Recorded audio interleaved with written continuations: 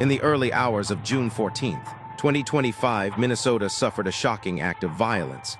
Democratic Farmer Labor, DFL, House Leader Melissa Hortman and her husband, Mark, were fatally shot at their home in Brooklyn Park.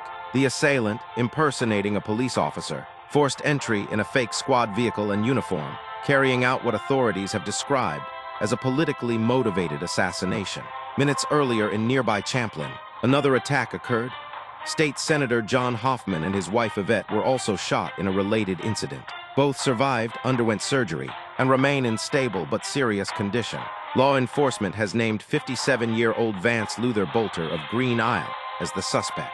Boelter, allegedly dressed as a fake police officer, is believed to have impersonated law enforcement to gain trust and carry out the attacks. Investigators discovered at the scene a vehicle containing emergency lights, official markings, and a manifesto with a list of over 70 names, including abortion providers, progressive lawmakers, and public figures. A broad manhunt is underway, with a shelter-in-place order briefly issued around Brooklyn Park.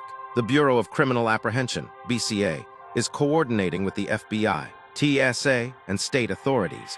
A $50,000 reward has been offered for information leading to Boelter's arrest. Minnesota Governor Tim Walz called the incident an act of targeted political violence and lamented the loss of a great leader. U.S. Senator Amy Klobuchar described it as an attack on everything we stand for as a democracy.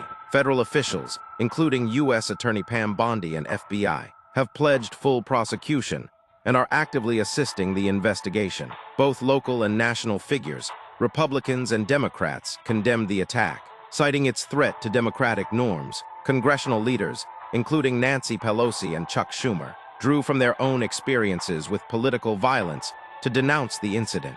Melissa Hortman, 55, had served in the Minnesota legislature since 2005, held roles as House Speaker and DFL leader, and was known for her work on gun safety, abortion rights, paid family leave, and universal free school lunches.